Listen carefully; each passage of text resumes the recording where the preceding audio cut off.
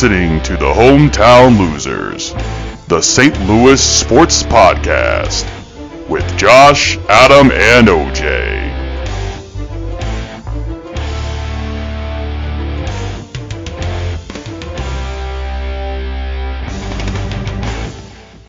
Hey everybody, welcome back here to the Hometown Losers Podcast. This is session number 42 and season number 2, as I said.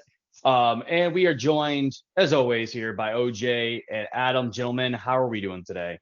Doing great here. Glad to be here. How's it going for you, man? And for me, it's okay. It's been kind of a chaotic St. Louis sports time, I guess, ish. But OJ, how are you doing, bud? Oh, I'm fine. Yeah, I'm fine. Got a long Christmas break coming up. Just decided to take a couple extra days off of work, even further than what I had already. Still rolling hours over for next year, so feels good. See, I wish we could do that. Adam and myself, we don't get the roll time over, so you use it. But, no, it's all use it till you lose it. But we can roll 60. 60. Yeah. If you roll 60 over your days? full lot, 2 months. No, 60 hours. 60 hours, okay. Dude. That's what I was like. Yeah. 60 Sorry, days. I thought you said days. God. I was like, are you banking for like 20 years? Then you just say, fuck it, I'm gonna take a 3-month vacation. Like, what the hell? That's damn. All right. Yeah, no. But you can basically, I mean, if you're at 10 years or near there with the top time and rolling shit over, you basically can just take like a month off. Like. So it's actually one of my friends from Australia. She actually lives in England now, but at the time she was working in Australia, she just got a brand new job, and they started her at 5 weeks vacation, and she was upset about it. I'm like, what? 5 weeks? I'm like, that's high. She's like, oh yeah, the average in like Australia is like 6 weeks. I'm like, are you fucking kidding me? And she's just like, yeah, it's like that's 6 weeks. She's like, my old job we started 6 weeks, and after 2 years, I got up to 8 weeks. I'm like, you got 2 months up? I'm like, how the hell is like, no wonder like we're like the highest like superpower when it comes to economy, although we're really not. It's because we're always constantly working and everyone else is on vacation. Well, the Europeans just believe in taking some time off, more productive that way, right? Important. Yeah. I honestly though, because I just had a conversation with my mom about that, about how like we need one day to where we can just like be able to like unclench and be able to relax, because like Saturday and Sunday you're doing tasks. Like you're going around like visiting family, shopping, doing all that stuff. I'm like, yeah, that's why there's a lot of talks about the European work clock, where you work 4 days, work 4 tens or whatever, and you get Friday, Saturday, and Sunday off. I'm like, yeah, because then you could just go out and like do like things on Friday for yourself for like, self-care or whatever. And then Saturday, Sunday, do the same stuff that you would normally have to, especially for parents. I feel bad for parents because like their weekends are taken over by their kids. You know what I mean? So. Oh, yeah. Anyways, let's get off of that stuff and dive into some sports talk. Talking about vacation stuff, but let's go ahead and start this session off talking about the Blues. So before we get to the main topic, obviously, of Berube's firing, which obviously we'll get to, let's talk a little bit about the update here. So the Blues are 13-14-1 for 27 points. That is since last week and last session they are 0-3. We are now 6th in the Central. Last week we were 5th. We are 11 points behind the Avs for the lead in the Central. We are 1 point out of the last wild card spot. We are no longer in the last wild card spot. We have actually moved down 2 positions in that race. We are now 10th in the West. Last week we were 8th in the West. We're 18 points behind Vegas, and we are now 23rd in the NHL. We were 17th last week, and we are again still 18 points behind Vegas for the lead.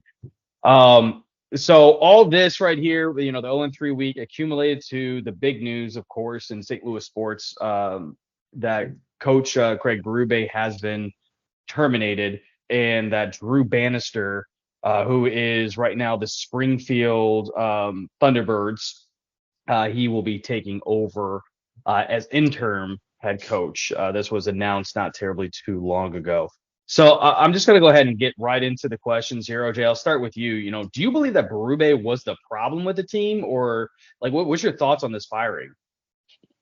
Yeah, I don't think Berube's the problem. I think you have too many divas that don't want to do all the team stuff, and for whatever reason they just decided they weren't going to do it. And, Berube can only do so much to make them do their jobs.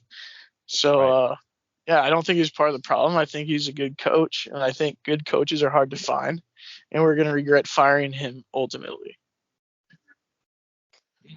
I'm kind of with you there, man. It's like that's to me the biggest thing about all this. It's just been, the diva stuff is what you talked about, and like the lack of effort. We talked about this so much on this podcast on the lack of effort, because all three of us here are not only big Blues fans, but we would love to have the opportunity to play for the team that we love, right?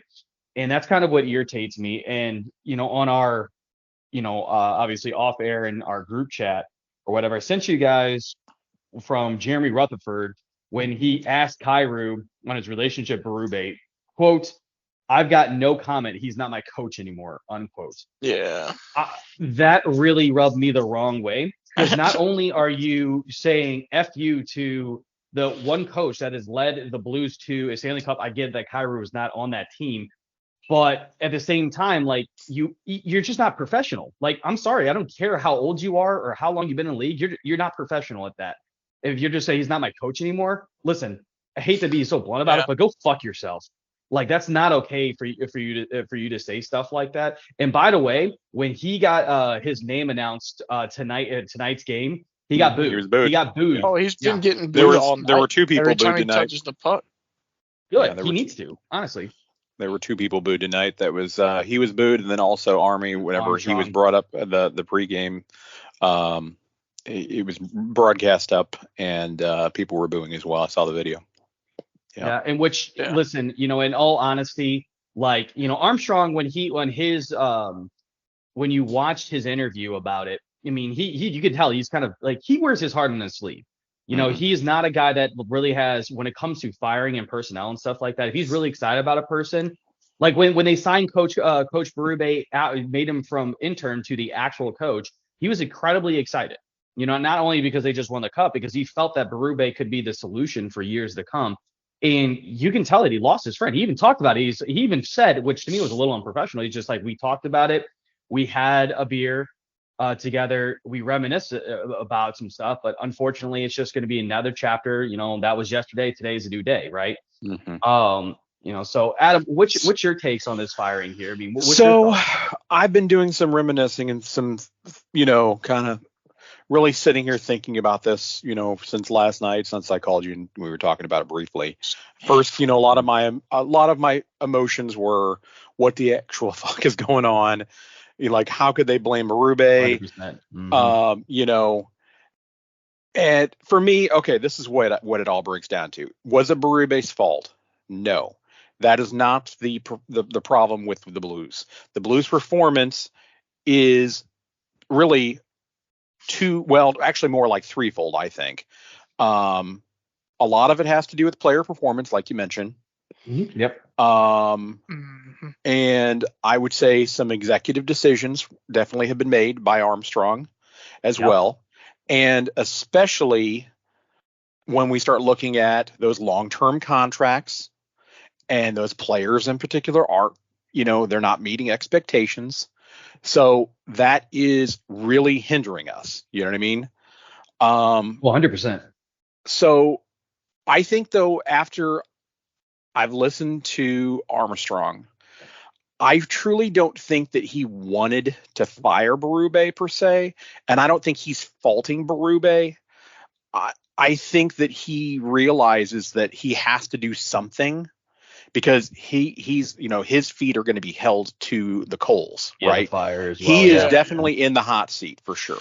He has to do something. And while it's a very unpopular opinion to replace Berube, because his coaching abilities, as we know, are very good, but I think that he realizes he's going to have to rebuild, rebuild our foundation, so to speak, because nothing else is working, But that's where I think the firing came from. I don't think it was anything personal, and I don't think that he faulted him personally. That's, now that I look at it, because I really don't think that he saw Berube as the problem. Yeah. I 100% agree. Unfortunately, whenever we see that, though, even in corporate America, you may have a phenomenal manager who's doing great things, but they're, maybe the team or things aren't working out well. The performance is slipping. At the end of the day, the manager ultimately is in charge and has to go down with the ship. Just like Jack's, what's his name on the Titanic or whatever. He went down with the ship, so to speak, right? Jack DiCaprio. Yeah, whatever the guy's name is. The captain. Well, I don't remember that. Captain Smith. I don't remember the captain's name. Captain Smith, Titanic, I think, or whatever. Yeah. But I think it's like Captain Smith. Basically, it wasn't his fault that the Titanic actually sank. It was some other guys that were not paying attention. They, were goofing off, whatever, weren't paying attention, and they turned the ship at the, way too late, blah, blah, blah. But he realizes that he was ultimately responsible, and he went down with the ship, even though he personally wasn't responsible.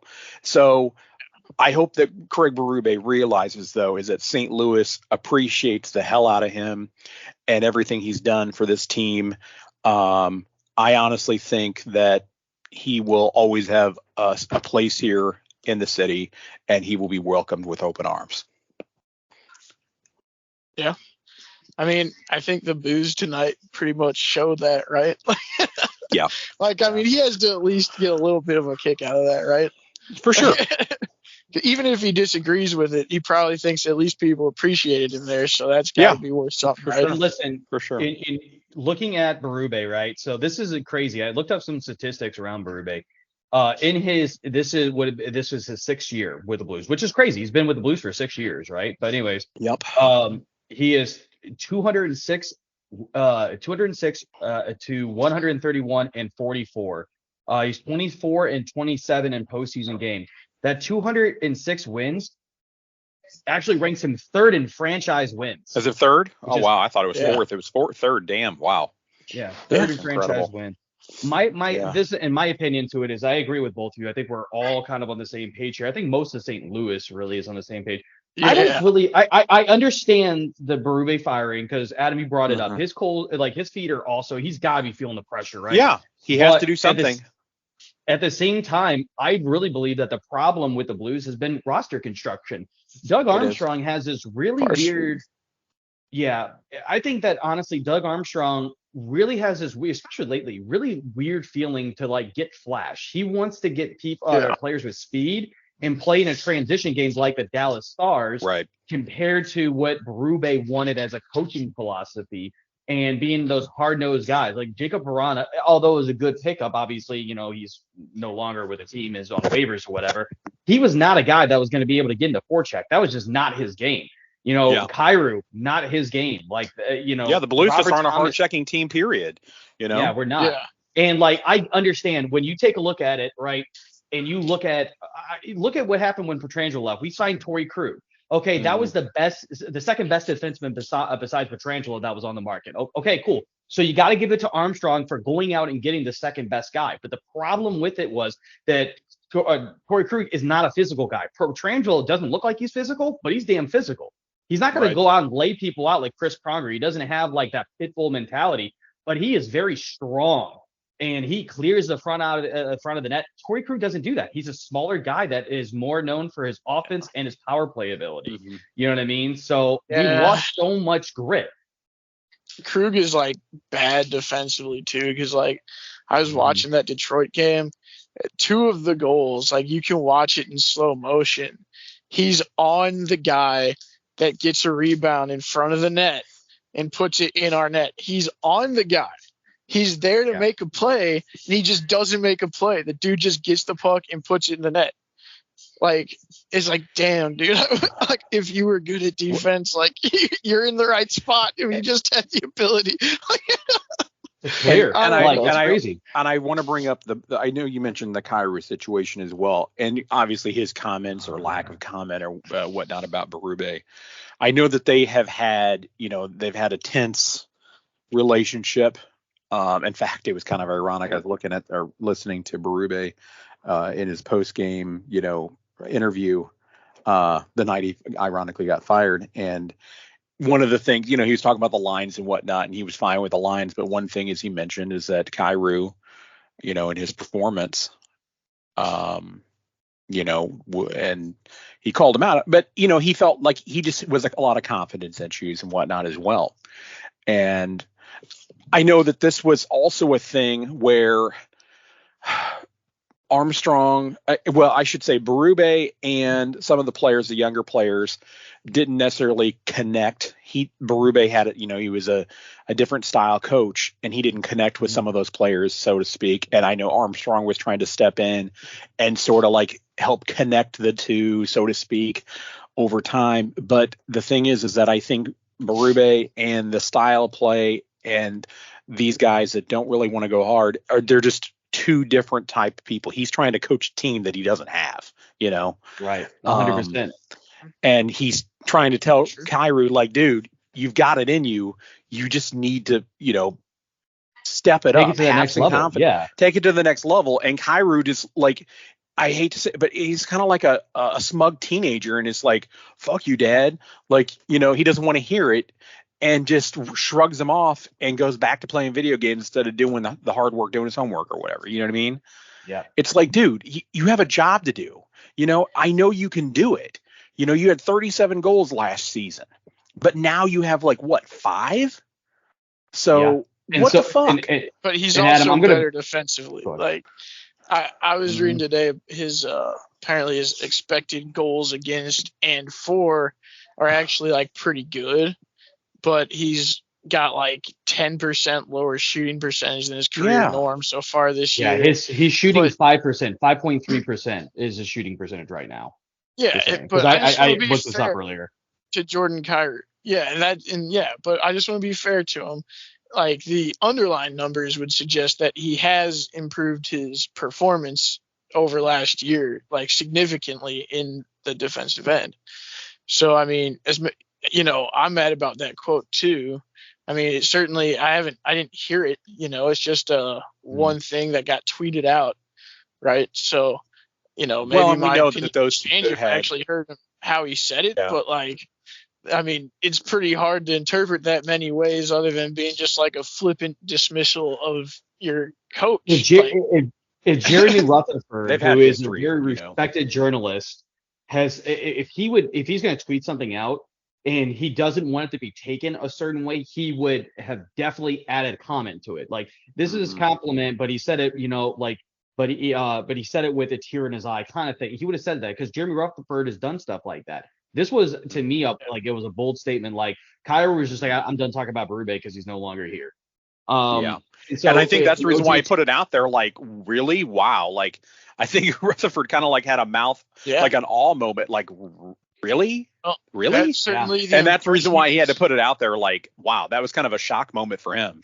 Yeah. Yeah. And that's what I'm saying. If there's context around that's missing, then that would be Jeremy Rutherford being misleading. Because, like, that. 100%. But I don't believe that's the case at all. I think that Rutherford has had a good. But OJ, that's a good point, right? Now, listen, I just had a long conversation with some people about Jordan Kyrou specifically. And as you guys both know, because I've been talking bad about Jordan Kyrou, and I'm going to flat out say it at this point, because I hope Jordan Kyrou is listening. I think I said that last. Dude, I don't like you. Like, I don't. He's gonna unlike our page, dude. I'll be right now. Like, he's playing. Well, I'm just saying, yeah. He's listening live. My whole thing is like, he's got it. We're in his ear as he's playing. It's fueling him. He's gonna get an answer tonight. I just don't like him. I don't like him because I don't like his attitude. Just like I didn't like Clem Coyston's attitude. I didn't like it. I don't like his attitude now. And so, OJ, to your point, right? He's made great strides defensively this year, right? Well, it's pretty fucking easy to do that when you're a minus 38 while scoring 37 goals last year. Are you fucking kidding me? Like, I just mean his underlying numbers specifically say that he's played well this year, not plus minus, Plus minus is like a very rudimentary stat. You really can't rely on it for a whole lot, dude. Like, come on. People overuse it. And I'm not I'm no bullshit. And I'm not listen. Okay, I'm not gonna get onto it, but plus minus is to me as a okay. So I'm just gonna explain it. And I'm just gonna move on it because obviously, like we might not agree on it, and that's fine. But plus minus shows a lot towards your effort when it comes to this. Yes, I understand that a goal you can get a goal against right when you get step on the ice, right? Okay, I get that. But it's the same thing with a goal for. But a plus minus shows your effort around the 200-foot game. Yeah. Right. It's just like one of the guys I was talking to today said Kyra's not getting paid to play defense. Bullshit. Hockey is not the NFL where, okay, you're an offensive player and you're a defensive player. That's not how this works. You have to be able to play offense and defense. A plus minus is going to show you how you are impacting your team when you're not getting the goals, when you're not getting things in the stat track. Are you being able to create opportunities? Are you really the third assist on that play? You know what I mean? There's a lot of times that kind of stuff happens, and or just doing the damn work. That's where I have issue with it, right? And so to me, and again, I don't want to harp on it, and I'm sorry if it sounded like I came at you because I just had this conversation earlier, so I'm a little charged about it. But plus minus to me is not rudimentary to it, in my opinion. It means something because it means you are positively impacting your team when you are playing those minutes. But rather you than can't just look at it in a vacuum because you really got what's the plus minus of everybody else on the team, because if you put a great player on a shit team and everybody just sucks and they're just getting scored on constantly, their plus minus is going to look really bad. So you really kind of have to take it in context of what the team was, and the team was extremely porous defensively last year. So it certainly isn't just Jordan Kyrou's fault. And you're 100% right. You're 100% right. It's definitely non-Jordan Kyrou, but when you lead the team in goals and plus minus, you were the worst plus minus in the team. That tells me that that you are a hindrance to the offense, even though you scored 37 goals. And maybe not a hindrance to the offense, but the team's performance overall. That's overall kind of what I'm effort, at, right? Yeah. And that's what I get. Yeah. It and really so, is hard to me, to separate out how much is shit team and how much is Jordan Kyrou, though. Right, 100%. And and to do justice to Kyrou, you're 100% right, OJ, that it is hard to, because obviously we let in a lot of goals last year. It's hard to separate that stuff. But at the same time, when I watched him, he is cherry picking, doing the soft cherry pick. So what that means is he is hanging really high in our offensive zone. And once he thinks that the play is done in the corner, he's like, okay, we got it. You can see him turn his body towards the net to try to get a breakaway or try to spark the offense. And I can understand that can work to a certain degree. And that is kind of, again, what you're there to do, to score goals. But you need to damn well make sure you're the NHL, man. And to me, it comes down to a lack of respect to the Blues, because if you're not putting in the work, that means that you don't necessarily either you don't have the respect to the game or you don't have the respect to the organization. That's just in my opinion on it, right? For example, this was what Jordan Bennington said, by the way, when he was asked about Berube. I literally have a quote right here. So this is what he said, quote, "I think the message was that if you're not here to be great or to do what it takes to win, to sacrifice for your team, then get out of here. We've got to be proud to wear the blue note jersey and proud to be part of the organization and play for the city. If you're not, just get out of here, because we're not wasting time. These are special years. Being able to play in the NHL, it's a privilege. It's not going to be forever." So I think a good amount of us, we understand that we want to make the most of our time. To me, that's Jordan Bennington. And I think we've seen that, right? Again, last year when he was incredibly frustrated, he would flare up and people are like, oh, he's going to get, but he was about the only one that had any passion, though. That's my point. And that's coming from your goaltender. You know what I mean? And Kyrou, but look at, to me, right? So look at Jordan Bennington's, and I get it that Jordan Bennington was, like, so to speak, the golden child by Berube because he got the opportunity because of Berube. I understand that. And Kyrou didn't. But regardless, look at the two different quotes. And that tells me that where their headspace is at. When you look at Shin's quote, at the end of the day, players in this locker room are going to going forward, knowing that accountability is going to be there. You just can't fire a coach and the players just turn the page and act like there's nothing going to happen. I have to be better. We have to be better in this locker room. We're underachieving. We're underperforming through 28 games. It's been a roller coaster. And even when we're winning, I don't feel like we're winning the right way for the most part. I would say it's time to pull the rope in the right direction and dig in and buy in as a group. Chief's a guy that will take the fall, but it's on these guys that are in the locker room that have to be better. Like to me, again, that's something you want to hear from your captain, and that I gained a lot of respect from Shin when I hearing that. You know what I mean? And the fact that he put ownership on himself, saying I have to be better, like that's the thing that I have issues with not just with Kairu, but with Thomas as well. You have to be able to take that shit to yourself. You know what I mean? And sit there and say, hey, what the hell is going on here? Like, I am not doing very well. You know what I mean? So, like, I need to be able to do better. Like, I don't know. That's just my opinion on it, I guess. But also, it's hard for me to be, like, completely removed from the situation because my dream was to play for the Blues, as we all know. So like I have a lot of fiery passion when it comes to around it as a fan, but that's one of the reasons why I have issues with Kairu and the effort. You know what I mean? That I believe that he's putting out there. He could throw in 60 goals a night, but if you're plus minus and like you're just not helping on the defensive side and you're just bad in that aspect, you're not a full player. Like I'm sorry, you're not Wayne Gretzky. You know what I mean? So that's just my opinion, I guess. Yeah, he has his warts still. I mean, there's definitely some things I don't like about him. He does seem to get a little bit of a, thinks he's hot shit. He does seem like a little bit of a diva, Mm-hmm. So hopefully he can grow out of that, or somebody can smack it out of him or something. Because man, you don't need that. And if I'm wrong about it, then I'm wrong about it. So. Yeah, because the thing about it, and listen, I mean, dude's 25, but he's not that far behind us. You know what I mean? So, like, at some point, you need to start having – I think he's been in the league now for, 4 or 5 years? Like, you need to start – he started in 2017. That's when he came up in the NHL. So, he's been playing for 6 years. So, like, dude, at some point, you're a veteran. You're not a rookie anymore. You can't get away with this kind of shit. You know what I mean? So, I don't know. That's just kind of me. Anyways, let's go to let's get to the next subject. And we kind of brought this up a little bit as well, but definitely want to explore it a little bit more because, Adam, you brought up good points on it. Is Armstrong's seat hot right now as well? And I think we kind of are all in agreement, but OJ, I want to hear from you on this one as well.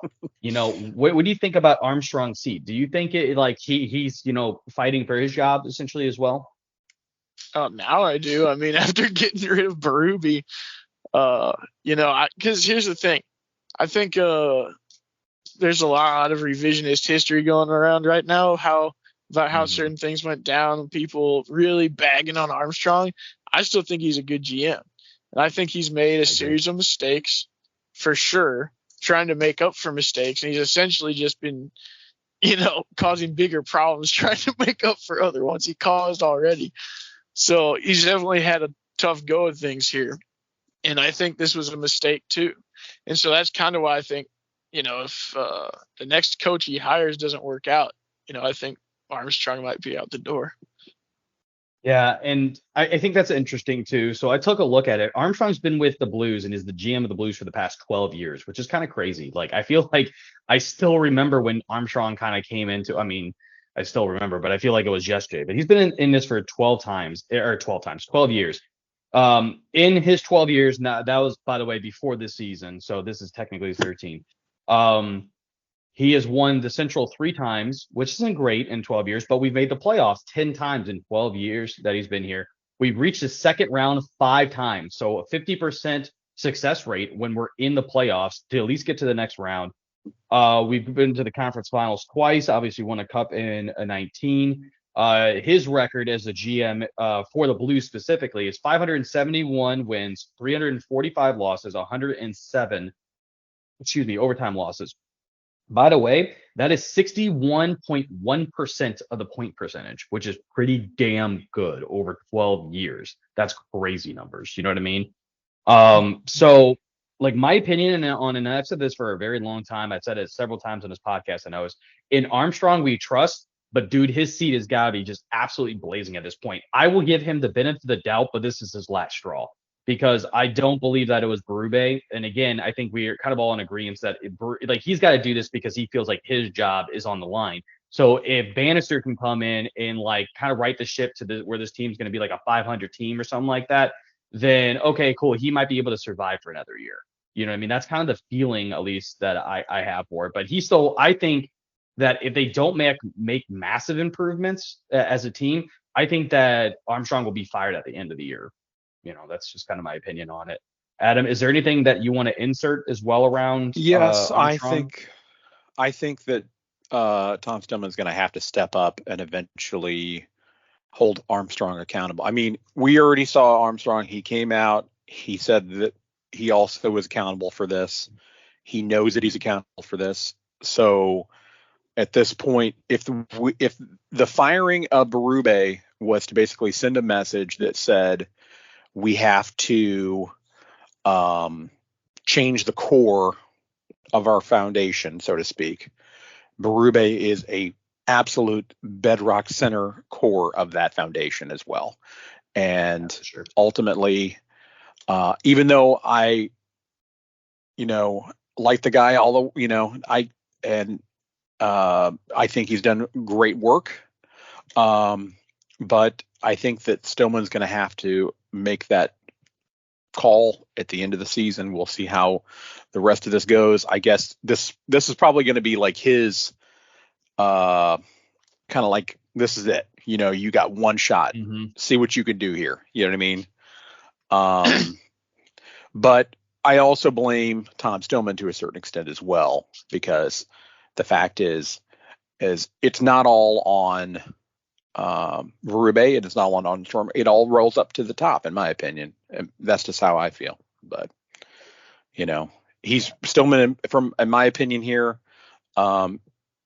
If he holds him accountable, then he will have credibility in my book. But if he doesn't hold him accountable, and Armstrong fails, then I'll say he has no credibility. So we'll see how it goes. Yeah. Yeah. And go on, OJ. Sorry. Well, I don't know. I think there's a lot of things I do like about Armstrong. I do think he's actually really good at a lot of aspects of being a GM. And I think he's made some mistakes, but I like the way the approach they take to developing players, where he clearly tries to make sure they don't rush them faster than they're ready for and stuff like that.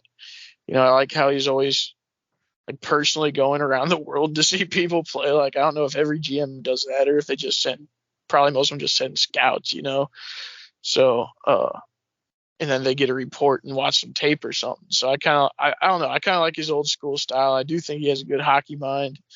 I think we'd be hard pressed to replace him with somebody better if we did get rid of him. But at the same time, it's the same logic, I guess, that you could apply the same logic that he used to fire Berube, which is that, well, something's got to change, and it's easier to change you out than the players, Right. Well, yeah. So, the contracts are signed, and those things are done, Yeah. And ultimately, that is part of the problem, and that's why the accountability factor has to come into play. And, the thing of it is that I'm trying to look back here and see if Armstrong has a history of this in the past. I'm looking here whenever he was with the Stars, and it looks like they fired him as well. I don't know much of his history there with the Stars, but I'm reading here that he had some issues where he was spinning the cap and basically getting mediocre players and handicapping their teams and whatnot as well. So I don't know if that's honestly, a lot of that had to do with, at the time, it had to do with perception. A lot of people were like, oh, they're mediocre players, but Doug Armstrong, when he was the GM of the Stars, they got hit with the injury plague for 3 consecutive years that kept them really sidelined. So he's done that before, essentially like a Torrey Krug kind of situation, where, not to say Torrey Krug is mediocre, but just not the replacement that we needed for Pietrangelo, right? So it's and stuff like that. He has made bad decisions with that, and especially because that's your first time being a GM. Sure. But there was a lot of animosity between the ownership and Doug Armstrong, because the ownership expected him to be able to build a competitive roster not hitting the cap. And he pretty much got to the cap, and the ownership is like, all right, well, you're spending money that we're at, like we thought you weren't going to spend. So like again, there's a lot of negatives that came around that. That's why like when when GMs get fired from, especially when that's your first GM job and you get fired from the NHL and immediately another team picks you up, like that's when you know like okay, they might have fucked up. And Doug Armstrong was picked up right after the season by the Blues. So yeah, that makes sense.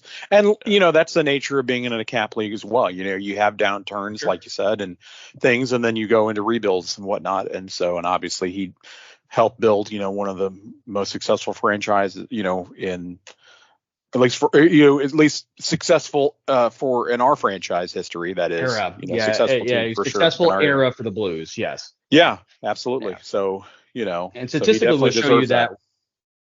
And statistically, well, and I haven't looked at it in I think like 3 or 4 years, but statistically, the Blues have been one, if not the best, one of the top 5 franchises in the NHL during the regular season. It just comes to postseason success, which we have not had. We know the curse of that. 2019.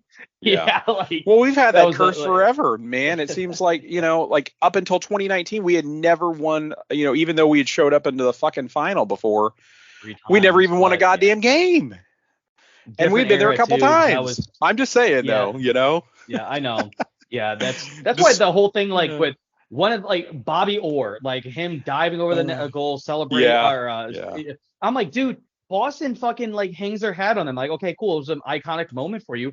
You guys are gonna win the fucking series, even if that goal doesn't happen in overtime. It doesn't matter. It's 3-1. Right back to your barn. Who gives a shit? Boston's gonna win. Like you're an original 16 with actual NHL players versus guys that just got into the league. Right. It's like, all right, whatever. But anyways. Well, that's kind of the Boston attitude, isn't it? They always like punching down. Yes. Yeah, pretty much. Yeah, pretty much. That's Boston. Yeah, that's why they have the rat. You know what I mean? Marchand is that type of player.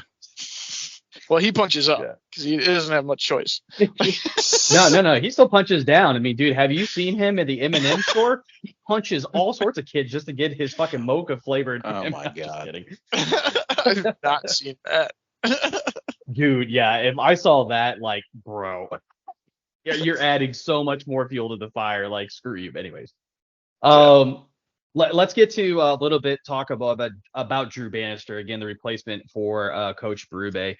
So Bannister has been with Springfield, I think, for 3 years. He is 93, 58, and 19 in that time. He did go to the Calder Cup Finals, which is essentially the Stanley Cup for the AHL. They went to the finals last year. They didn't win or whatever. But this is kind of the thing that, to me, I have some questions about. Drew Bannister, and this is what a lot of people around him say. He is. One second, sorry guys. Excuse me. He has been described as preaching an aggressive forecheck, an aggressive defending, creativity on the details in the areas of the game. That sounds very much like Berube. So what are you changing your message? You know what I mean? Like, you're wanting to the message like replacing like for like. Yeah. But the problem is the team's still the same. Yeah. Yeah. Like, and to me, that's where I have it. So Adam, I'm going to start with you. Do you believe that Bannister taking over for Berube will help or hurt the Blues this year? I don't think it's going to have any impact because Berube wasn't the problem. I already stated that once, so state it again. Berube wasn't the problem, so therefore replacing him has zero impact on the product. Plain put. The problem is the product on the ice. So it's not the coaching. OJ, what's your take? I mean, do you think that this coaching change is going to help or hurt? I mean, I think it'll hurt long term, actually. Yeah, because I don't think we're going to be lucky enough to find a coach better than Berube or at his caliber. I mean, we're probably going to have to cycle through a couple more coaches before we find another good one. That's just the way it goes. So I think it's going to hurt in the long term. But I guess we might as well enjoy, this next week or so of hockey while we get that new little bump, before we fall back down to earth. So. Yeah, hopefully. That's also the disappointing part about it, too, because, as much as we want to get down on the Blues and whatnot, they actually have had overall a better year than I was expecting. So it's just firing Berube. I kind of took the wind out of the sails for me, Yeah, it did. Yeah, it did. And I think it kind of took the wind out of the sails for some of the players, like, again, that were surprised by it. Again, like what I just brought up from Bennington and Shin. You know what I mean? I don't necessarily. I mean, hopefully it motivates them to be like, well, hey, our ass is on the line too. Or, you know what? We're gonna go try to like get into the playoffs for Berube. You know what I mean? But Yeah, I don't know. We'll see. I mean, what they've happens. We'll see.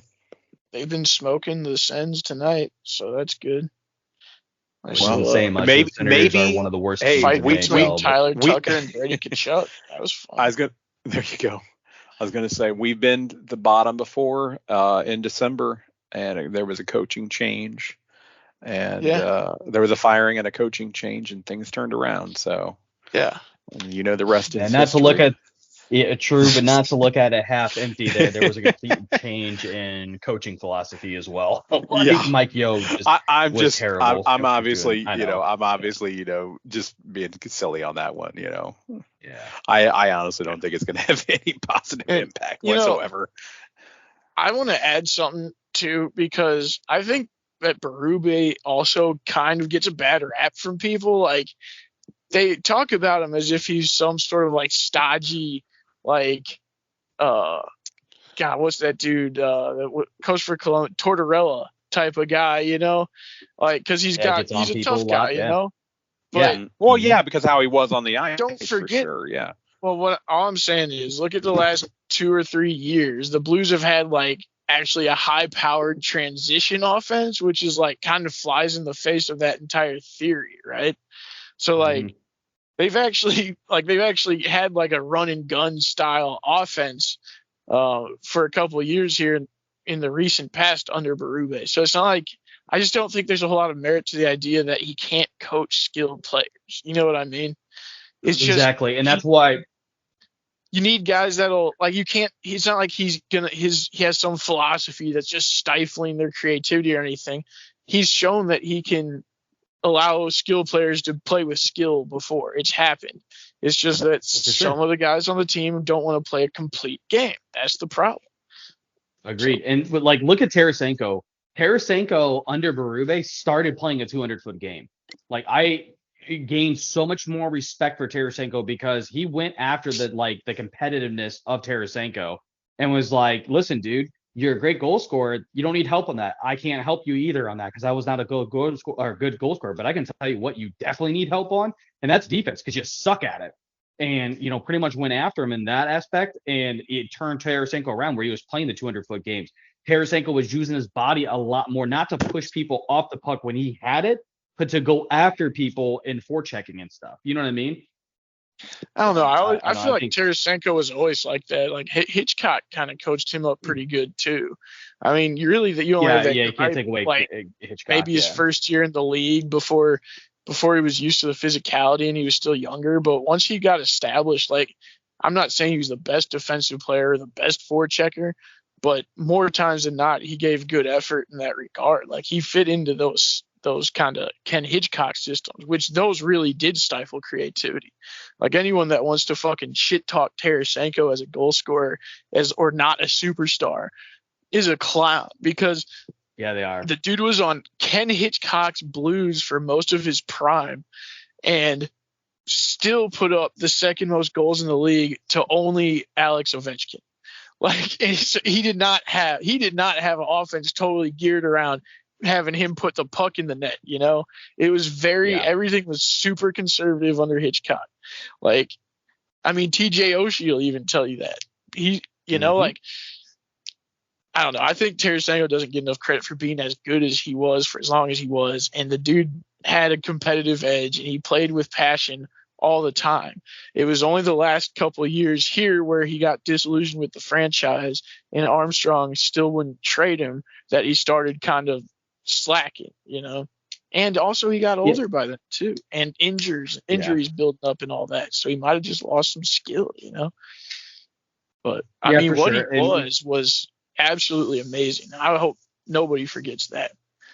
No, I mean, Tarasenko is going to be he's a Blues legend. You know what I mean? He really is, because of what he was able to do. I mean, he was a great goal scorer for sure. Obviously there's a lot of things that go around to it. He was pissed about not being named captain and stuff like that. But,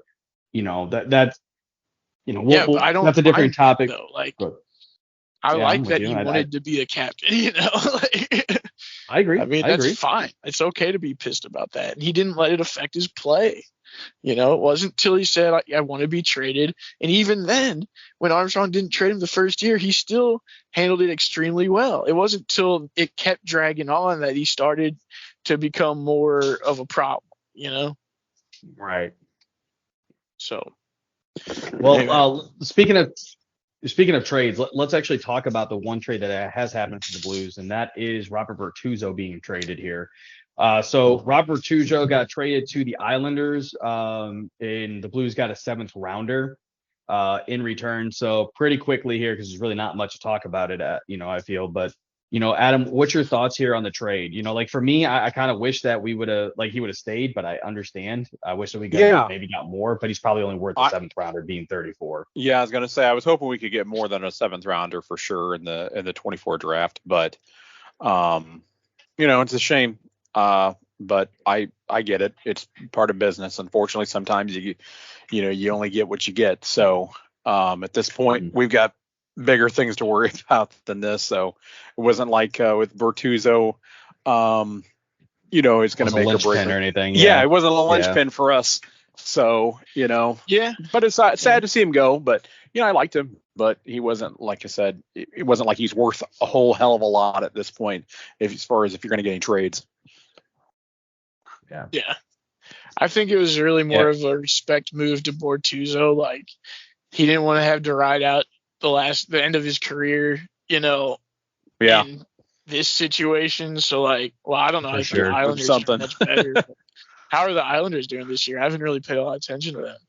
The Islanders, I think, they're fighting in the Metropolitan. If I remember correctly, they're right behind their brethren and the Rangers. They're 32nd. Yeah, they're doing good. Yeah, they're playing for the Metro. So yeah, and he can contribute there too. If he's going to be like a 6th, 7th defenseman on the Islanders team, provide some grit and some veteran savvy. Like, yeah, it's a good get for not a whole lot from them, and he gets a better situation, and we weren't going to play him much anyway. Right, exactly. Win. There you go. Well, let's go ahead and transition off the Blues here. Get off some depressing news into, I guess, more neutral news, because we knew. I was going to say, what are we going to talk about now that's not depressing St. Louis sports-wise? Yeah, you're not lying there. Let's talk about some Bro Neill here. So Tyler O'Neill has been traded to the Red Sox. So the Red Sox obviously got O'Neill.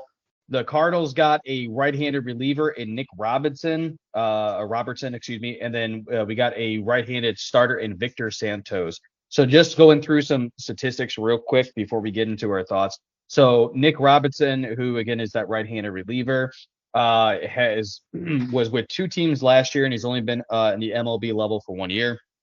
He is 0-1 in 18 games. An ERA of 6.04. In that 18 games only had 1 hold. He is 0 for 1 in his save opportunities. 22.1 innings pitched, gave up 30 hits in those 22.1 innings, 19 runs, 3 home runs, 9 walks, 26 strikeouts. Opposing batting average was .316 and a whip of 1.75, which is the minor league pitcher that we got.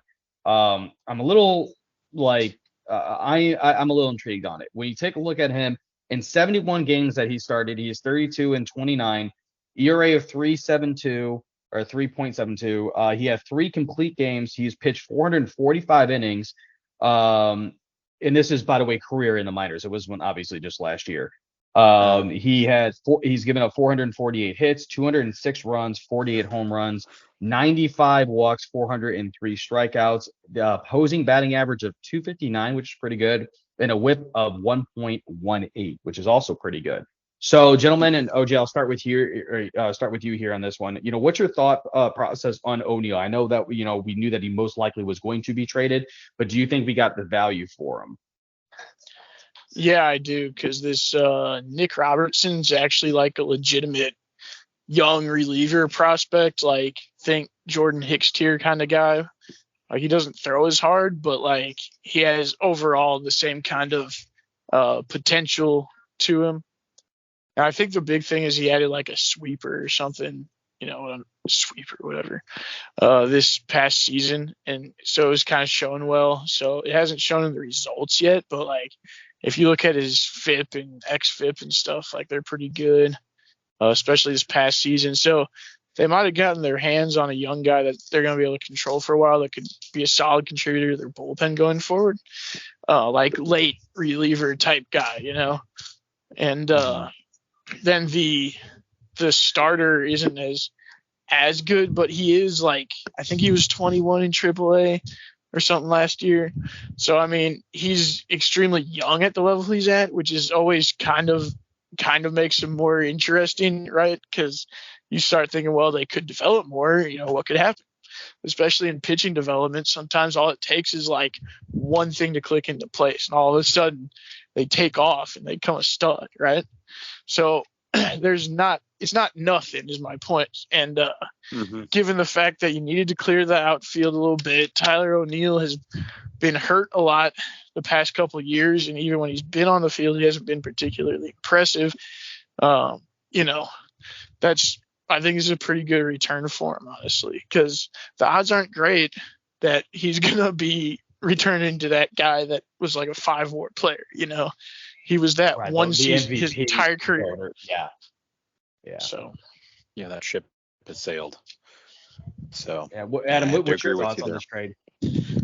Yeah, I agree with OJ on this. The fact that I think that they actually got pretty fair deal considering we were looking to offload O'Neill anyway. Obviously, there's some tension between him and Ali and everybody else, and the fact that he's always injured half the time. He's got lower back strains and hamstring problems. And freaking foot. Like the guy's got a lot of problems. He's always on the IL, and he hasn't been producing. And like you mentioned as well in the outfield, there's it's pretty crowded. So for me, were some areas that we need improvement on. Obviously, starting pitching, and definitely we need bullpen.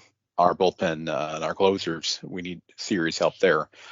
While I wasn't enthusiastic about the starter per se, but it is what it is. I mean, we know, not to rehash what we discussed before with some of our new starters, but it's a little lackluster at best. But at least I feel like we did pick up a guy that's going to be decent.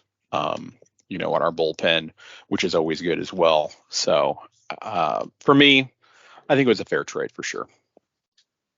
So, and it's interesting that you guys both look at Victor Santos and say, yeah, I'm not really thrilled about him, but, kind of like Nick Robertson. I really don't. Well, I mean, I'm looking again, at his stats here.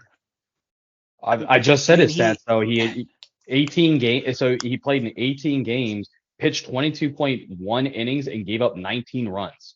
As a reliever. Okay, well, this is the article I'm looking at here. So he tossed 145. So this is Santos. He tossed 145 innings in 22, split between AA and AAA, with basically a 5 ERA, 20.6 strikeout rate, which is below average. He also was injured in 23. Yeah, I don't know.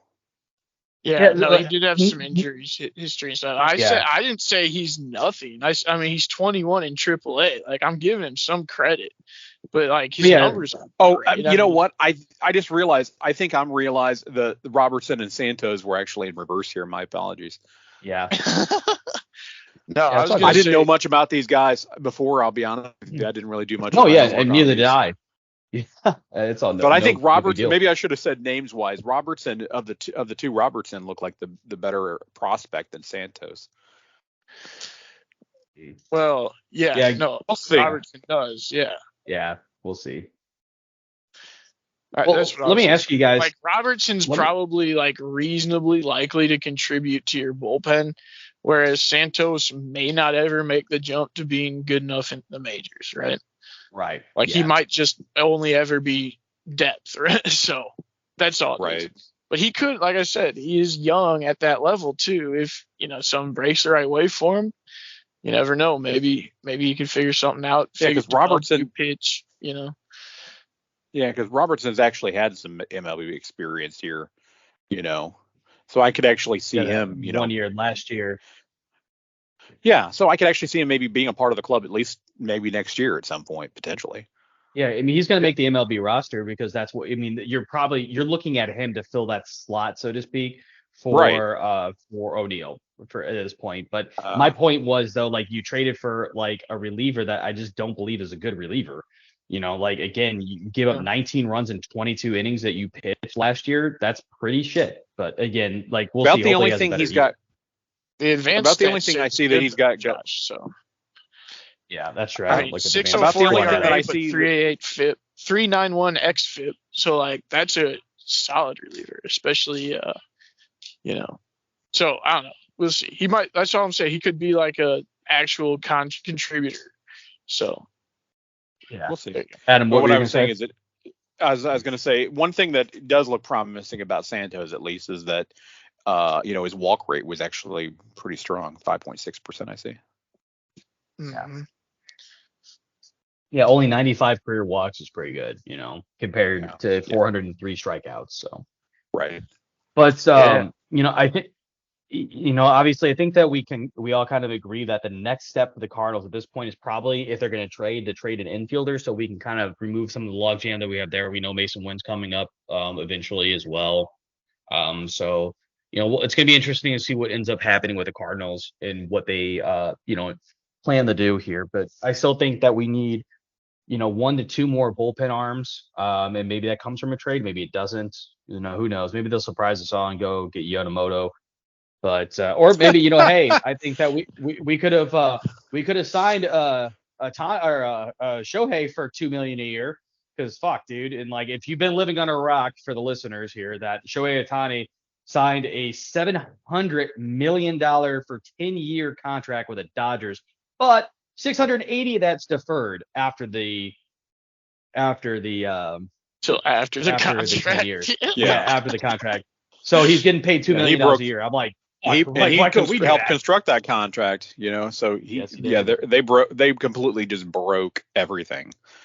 Man, that's not how it's supposed to work. Yeah, they just completely broke that, and so it's just, oh man, it's ugly. Yeah. Well, guys, let's get to our last topic here, and it should be a relatively quick and simple one here. But the MLS just announced today after their meeting, after their ownership meeting, and their executive board all voted positively to create some changes. So for people that don't know, just like baseball and how they instituted the pitch clock and stuff like that in the minor leagues, and then they implemented MLB, the MLS has been messing with some rule changes in MLS Next Pro, which is, again, essentially the minor leagues for MLS. And they have 2 major on-field changes that are being made and a few roster moves. One that kind of stuck out to me, and I'll kind of talk about that here. But we'll go through one of these one by one and kind of get everybody's opinion on it. So the first rule is on-field injuries. So if a player gets down, right? So like they go down for an injury and they're down on the field for over 15 seconds, that player must leave the field and receive treatment for at least 2 minutes before being allowed on the pitch again. That's not to sit there and say. That's not to sit there and say that, okay, cool, boom, 2 minutes, and then he can come straight out after the 2 minutes. He still has to get permission from the ref. Now, the exceptions to this rule, of course, are if injuries are received from fouls that earn yellow or red cards. So, like, if I get slide tackled and it's a yellow card, right, I am exempt from that rule because I might be actually injured from a dirty foul, right? Yeah. Right. So I think this is interesting. And this is before we get to the thoughts, there's one little stat here that I thought was very surprising. So in MLS Next, from the past 2 years when they've been testing this rule, stoppages went from an average of 6 per game to 1.22 per game. That's like awesome. Speeding the game up quite a bit. And I love it. There's more actual playing time. Yeah, so, as there should be. Yeah. Adam, actually, we'll start with you here. What's your thought process on this rule change? I 100% love this rule. I am so tired of seeing players go down and they'll be, grabbing their legs and they'll be, trying to call for fouls and they'll be, flopping around. And it feels like there's a huge stoppage in time when literally it was all about nothing. At least now they're going to be real actual injuries will be addressed, and all this play bullshit will go away. And the fact is that we're speeding it up and getting real play instead of all this stoppage time getting tacked on at the end, which I think is ridiculous. I think that we should be focused on real play, and I love this rule. And the fact is it's going to start holding them accountable. I bet you that there's going to be some teams that are not going to love this because, you know, they play that up to their advantage for sure. And Adam, you brought up a good point too with this, that a lot of teams and players specifically, it's not traditional, right? Of traditional soccer. Right. But here's the thing about this isn't a rule change that is specific. And the way they wrote it, MLS knows what they're doing right now. They know they're like, hey, we're going to try to like quote unquote Americanize this so we have more action. But and they say it like it's kind of under the skies of player safety, but in reality it is. So the reason why that if you go down on the field and you request medical assistance, that you are then taken off the field to be evaluated for at least 2 minutes. They did their research last year in the MLS when a player happened to go to the sideline after being, you know, treated on the field or whatever. Yeah. They literally had a 27% chance of being injured again because they're not like fully evaluating. They're like, oh shit, my leg or whatever. But they like, push through it. I'm good. And they're like, exactly, because they're trying to be competitors 100%. But they've really fucked up. They re-injure it again. And that's what happened to Klaus last year. Yeah, so Klaus you're absolutely right. Injured his quad and tried to push through it. And I did the exact same thing in softball, man. I was sitting there, I stretched my leg. I'm like, it doesn't feel right, but I'm going to try to push through it. And then I really fucked up my leg. And then the entire game, I'm like, I can't leave, but I'm limping. I can't run. You know what I mean? But like, and that's. But it focuses on the real injuries, which is great. That's the whole point of this thing. So they can get it's more a win-win time to be actually evaluated. 100%. Yeah, so it's a win-win. You speed up the game or the pace of the game, so you actually are focused on doing that, and you also take legitimate injuries, pull them off, and get them evaluated as they should be. You know.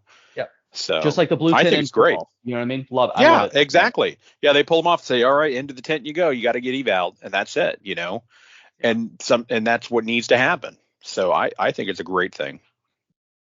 Agreed. OJ, what's your thoughts on this rule change? Yeah, I love it. I mean, generally, if you're actually hurt, you're probably going to be receiving attention. Like if you're going to be so injured that you have to like go down, and you're rolling around in pain and shit, then you probably are going to need to see 15 more seconds medical attention for at least 2 minutes. You know what I mean? Like, if you're actually hurt. So like, I don't think it bothers, obviously you don't want people to, try harder to push themselves through something because of this. But like I said, if you're actually hurt, go off. Like you should. Yeah. So at least get checked out so that the medical staff has time to check you out, because that was the biggest complaint from the medical staff in the past 6 years for MLS has been the fact that they feel that they are like, when the players go and they're like, nope, I'm good. Okay, well, he says he's good. I got to walk away now. You know what I mean? So I think that it really helps out tremendously in that aspect of things. And just to put this in a different perspective, because somebody did approach to me just recently about this rule change or whatever, and they said that, hey, well, like, oh, what are they going to do? They're going to do this in football next, blah, blah, blah. I'm like, well, football's a little different because you can get the wind knocked out of you. OJ, you and I played football. That can happen very quickly. When you're not hurt, but you got a gut check and you're like, oh, you can't breathe for a second. So then you just go to the sideline for a play like they do in the NFL, and you're good. Yeah, and then they hop back on. Cool. Yeah, exactly. Yeah, nothing's wrong. I just got the football's a much slower paced sport, though. Also, you can just come out for a play, sub somebody else in, and then just come back out later. Exactly. They do it all the time. Soccer, if you come out, you're playing down a man. You're done. Like, So that's that's how it's different for sure.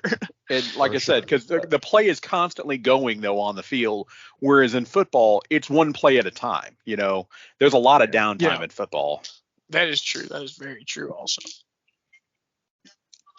So the next rule here that we have is about substitution. This is the one I feel we're really going to have a lot of pushback on, because this is taken away from strategy, although now there's a different strategy to it. But it's also taken away from a lot of ambiance in the game. And I'll kind of explain what I mean by that. But this rule is this requires players to leave the pitch within 10 seconds after being subbed. So once they put their number up, they have 10 seconds to get off the field and get the new player on. If that is not met, the sub will have to wait at least a minute and for the next stoppage before they come in. So what that means is that the player will come off the field. Okay, they come off the field, and now, okay, cool, you didn't do it in 10 seconds. That player, then your team is going to be playing a man down for at least 1 minute, and it would be until the next stoppage. Now, here's the thing, right? Some of the nuance to the game, when you have a veteran that is, or like a guy that's performed really well, it's gotten, a brace, which if you guys don't know what a brace is, that's 2 goals in a game. If you get yourself a hat trick, which obviously everyone should know, 3 goals in a game.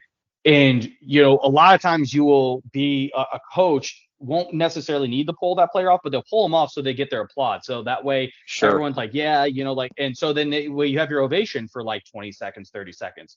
It's kind of hard to do that in 10 seconds. But at the same time, this is speeding the game up because OJ, you said it, KC did it, but they were able to because we probably would have done the same thing. Because what they've noticed that the game has lost its integrity in this, and not just in MLS, but I've seen so much in La Liga now, and it pisses me off because instead of doing like, okay, cool, we're going to hold on to 2 or 3 subs that we actually need. It's okay, cool, we're up by 1 goal. I'm going to use all my subs now, and I'm not going to use them at the same time. I'm going to spread, and then just spread it out. It's a pain in the ass. Yeah, it's killing time. Everyone's going to get off the fucking field. Yeah, it's ridiculous. Exactly. Like, come on, man. Yeah, that absolutely is a necessary rule. Like I said, I've never seen anyone do it as bad as Kansas City. Like I've seen some MLS teams waste some time. There's a reasonable amount to do it, but like Kansas City is just shameless about it. Like they lollygag, like they don't even want to jog, dude. Like they're just like strolling in the park on their way off the field and shit. And it's like, come on, dude, for real? Like that's some cowardly shit. That really is. Mm-hmm. That's not wanting to actually compete with the team across from you. You just want to do whatever it takes to win. But what does the win mean if you're not playing by the rules? You know what I'm saying? Agreed. Like, come on. Well, that's the reason why the rules are changing, and thank God, because that should be one thing that they, and the fact is that they can still get the ovation. They come off or whatever. They can still get the ovation. They're standing on the side there. Yeah. They can still get an ovation. Exactly. Curtain call, baby. Right. Curtain call. 100%. But exactly. 100%. I agree with all that. Right. I'm just saying this is what I feel the pushback is going to be. Oh, I'm sure there'll be pushback, but I think it's a great thing. Speeding up the game. Yeah. I agree as well. And here's another interesting statistic. So in MLS Next, there was over 32, and this is in the 2 seasons, over 3,200 subs. This rule was only initialized 10 times. Yeah, that's a pretty damn high success rate. It's insane. You can get up the field. They've proven it. So absolutely, yeah. So for these they players, can just hustle. Absolutely, yeah. They can hustle and get off the field, and they'll be fine. They can get their ovations and everything. They'll be all right. So this is the last one that I had that kind of spoken out or that popped out to me. This is not on the on-field, but this is for roster construction. This is about domestic players. So to qualify as a domestic player, residency must be established, meaning that you actually have to own the house, not what Lionel Messi is doing is renting a house from David Beckham bullshit. And again, I'll get to that in a second. Residency must be established or appeared in front of the Immigrant Visa Committee by the opening of the second transition window period. So here's the thing. Domestic players in the MLS, they get those teams essentially a tax break because they want players to play from MLS to be in America. It's essentially an incentive to incentivize players that are moving from Mexico or wherever else, like Lionel Messi coming from Argentina. He is now moving here to the United States in more of a permanent fashion. It is going to highlight the attributes that, hey, you want Klaus, you want to come play in the MLS? Cool. Like we would love to have you, but what's your commit to us? Like, are you committed to be playing in the MLS for a little bit? Because buy a house so that way we can get some stuff here. And it essentially comes down to the contract negotiations as well. And they also, I think the players also get some sort of like a domestic bonus as well. I don't know too much about it, but it's nothing big either. But, yeah. And what was the rule specifically was regarding the number of players that the team can have or whatever that have residency or don't have residency or something. Is that how it works? Man, I'm not sure. I think so. Yeah. So like again, I'm not 100%. Oh, here it on is the right rules here. I'm reading it now. Yeah. So apparently MLS has reduced from 7 to 5 players, I guess, that can come to the MLS on their team that don't have residency. I guess if you have more than, 7, which is the number now, then they have to maintain, or they have to, go through the process to actually go through and establish residency here. The number was 7. Apparently they're reducing it to 5. Which makes sense. So they're basically trying to say, like you said, instead of making this a league of players from outside of the U.S., they're trying to make this league more U.S. based. They're trying to have more staying power that essentially for the MLS that, hey, if you're going to come over here, that's cool, but we want a little bit of a commitment from you. We don't want to like a David Beckham bullshit where I'm going to go on loan to AC Milan. You know what I mean? Like, and it makes sense too, especially from a competitive standpoint, like in the League's Cup perspective, Yeah, exactly. 100%. That's a great example of where it's like, okay, we need players. It's like we're bringing in these players. They can play, but they're not really our players. So yeah, the League Cup they actually are. Yeah, you don't want all the best American players leaving for Europe. Basically. Exactly. Yeah. So basically, they're reducing it from 7 to 5. So they can still have them. They just can't have as many. Yeah, and again, the challenge is a little bit harder too because you have to go through that committee for the immigrant visa and stuff like that as well to qualify for it. Well, or just there you go. Main thing though for me is that the main rules that we discussed earlier, which I think are great. I'm not all that worried about. I agree with you. But yeah. And just so, because, OJ, we know that you don't like the NFL and stuff, but the Raiders just scored their 7th fucking touchdown against the Chargers, and they're halfway through the 3rd. It's 49-0, dog. And they just threw a flea flicker. Like, it was a bubble screen to the tight end that threw it to Devontae Adams for a touchdown. Like, oh my God. They're getting like, all right, we're bored. We're just going to try this now. Okay. Anyways, let's go ahead and head towards. Actually, before we do, can I actually make a quick announcement here as well? There were actually a few other small changes I'm reading here as well in the MLS, just so I'll run through them real quick if that's cool. Because one of them I actually enjoy. The stoppage time will actually now be shown in the stadium as well. Because if you've ever been, which I've been to a couple games, in-store scoreboards actually stopped at 45 and 90. Now you actually get to see the true stoppage time in the stadium. That's hilarious. You just have to sit in suspense. You just don't know. And you're like, is it happening? Is it not? And so, I was so confused, OJ, the first time. And I'm like, why aren't they showing the stoppage time? And Josh is like, they don't do that in the stadium. I'm like, why? Because it's a traditionalist thing. Because you're able to do that on TV, not a problem. But if you don't see it on like the on-field screen or like the guy holding the board, which by the way, again, get rid of that fucking tradition. This no shit. That's a fucking iPad that 10,000 people are supposed to be able to see. It's a joke. Put it up on the board.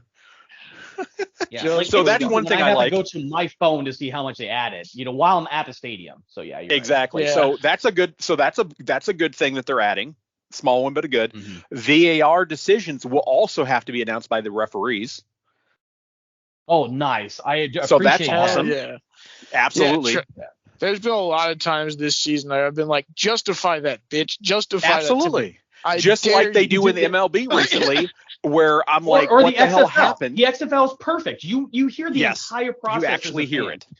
Yep. Yeah, like, if you're watching at home and stuff like that, and then they still do the on-field, the refs explain at least a little bit. You might not get the full explanation from like. Yeah, but at least the decision would be announced properly. You know what I mean?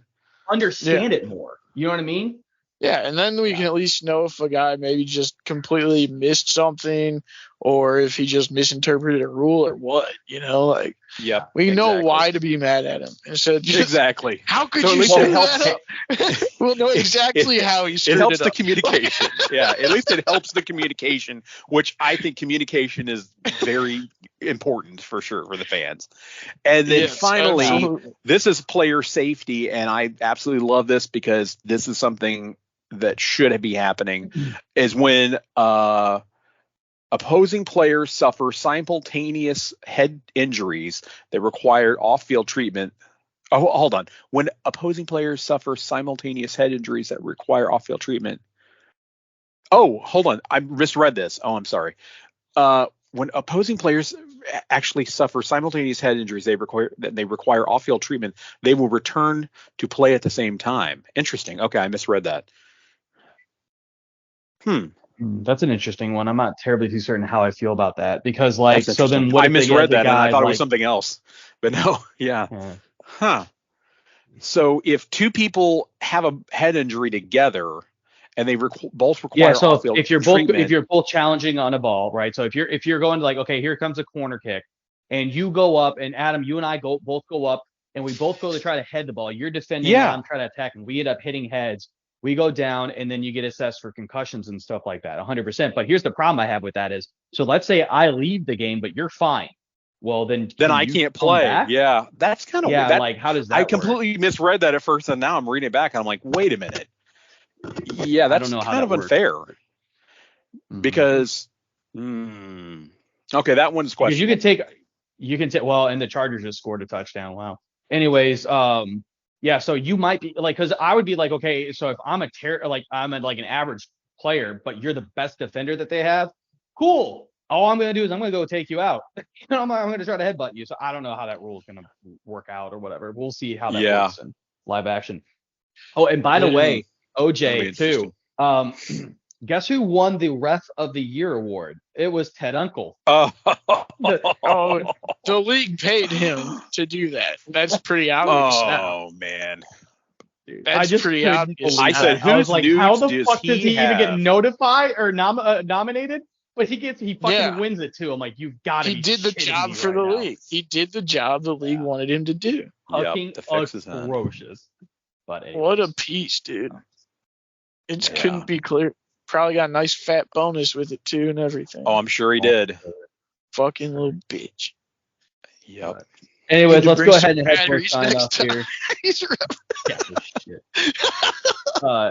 head to our sign off here. Adam, would you like to tell the good listeners how they could reach out to us and interact with the show? Yeah, I was gonna say, so if Kairu wants to reach out to us because he's all butthurt, please do hit us up on Facebook, Jordan Kairu. Tell us how mad you are on the comments at facebook.com/the hometown losers. And since they're going to say, if you don't know how to spell that, that's LOUSERS, by the way. Or, if you don't believe in the Facebooks, you don't like the Mark Zuckerberg's universe, that's fine. And go check us out on thenewx.com/hometown losers. That's right. We have Lou in our damn name because we are from St. Louis. We're proud of it. Jordan Kairu is more of an Instagram guy anyway. He's an Instagram guy. Yeah, we're not joining Instagram. He's an Instagram dude. Like, he's an Instagram dude and a Snapchat dude. Let's be honest, right? Yeah. Funny you mentioned that, and the dude's got like 37,000 followers on freaking Instagram. Ooh.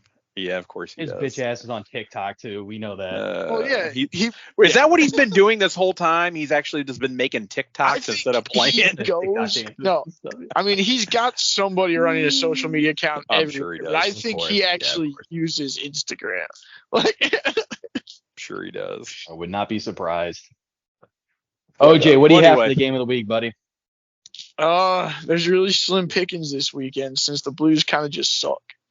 I mean, they're winning now. I mean, they're crushing Ottawa. I don't know. I guess they could still make a season out of this. So, they play this weekend. But I was going to say Mizzou basketball versus Seton Hall at 4 p.m. I mean, that should be on Sunday. That should be a decent game. And certainly Seton Hall's, seen as a tournament team. So that could be a good, they are for sure, good feather Mizzou's cap. If you're looking for hockey, let's see. I think they got who they got next?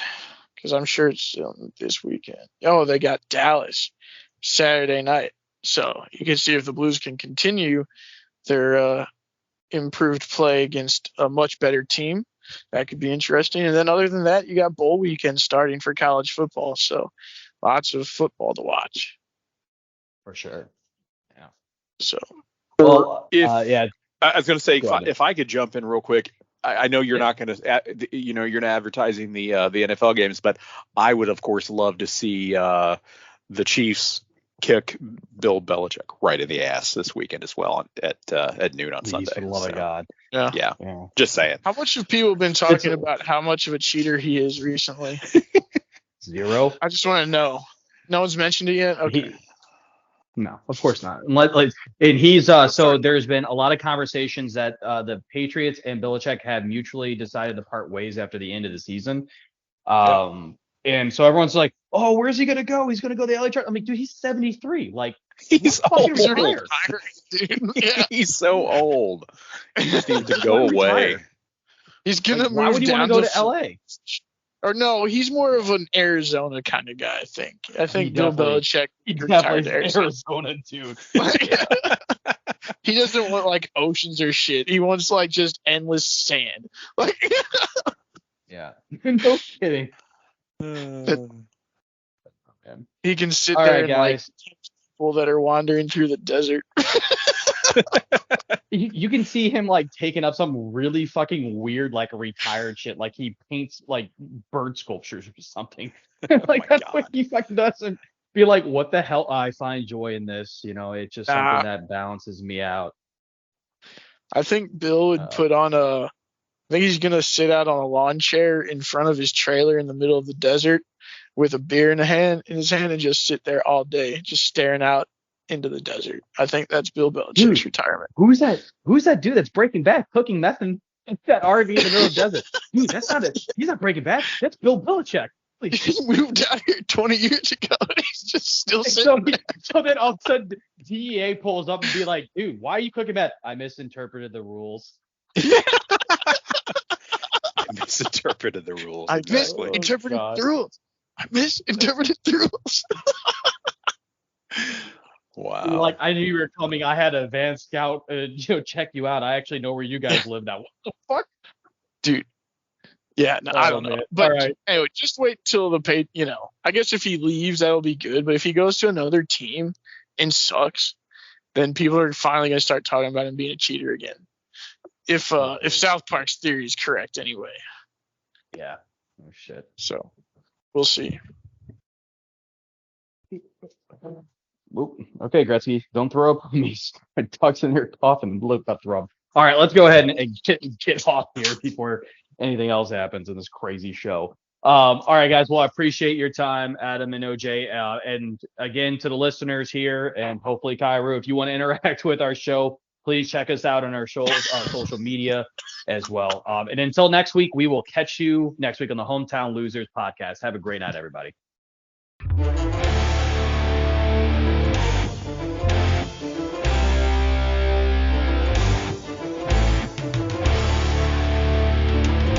This is OJ, and I wanted to thank you guys for listening to the equivalent of 3 dudes sitting at a bar talking about sports. We'll catch you next week on the Hometown Losers.